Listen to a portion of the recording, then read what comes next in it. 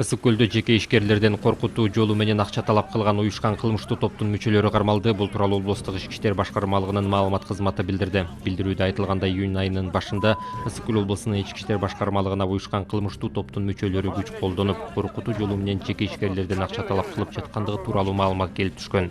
Жүргүзүлгөн ыкчам тергөө иштеринин натыйжасында жеке ишкерлерден акча талап кылган шектүү адамдардын өздүктөрү аныкталган. Алар Ички иштер министрлигинин ыкчам каттоосунда уюшкан кылмыштуу тобунун активдүү мүчөлөрү катары турушкан. Шектүүлөр Боз Тери айылынын 27 жана 24 жаштагы тургундар болуп чыгышты. Андан кийинки ыкчам тергөө иштеринин жүрүшүндө шектүүлөр мыйзамсыз баңгизатты сактап жүрүшкөндүктөрү аныкталган.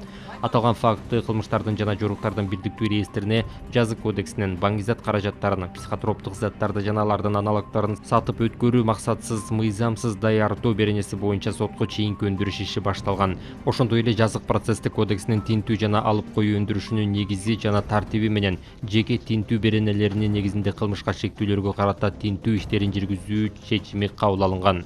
11 июль күнү шектүүлөр Infinity унаасы менен бара жатышканда Боз Тери айылынын көчөлөрүнүн биринде милиция кызматкерлери тарабынан токтотулган. Өздүк кароо жүргүзүү учурунда кийип жүргөн кийимдеринин чөнтөктөрүнөн жапайы гендер жыты бар зат табылып алынды. Андан тышкары унаанын ичинен 16 калибрдеги колго жасалган кесилген ок атуучу курал да табылып алынды. Алынган заттын салмагы 12 граммдан түздү деп айтылат маалыматта. Сотко чейинки өндүрүш ишинин алкагында соттук химиялык жана соттук баллистикалык экспертизалар дайындалды.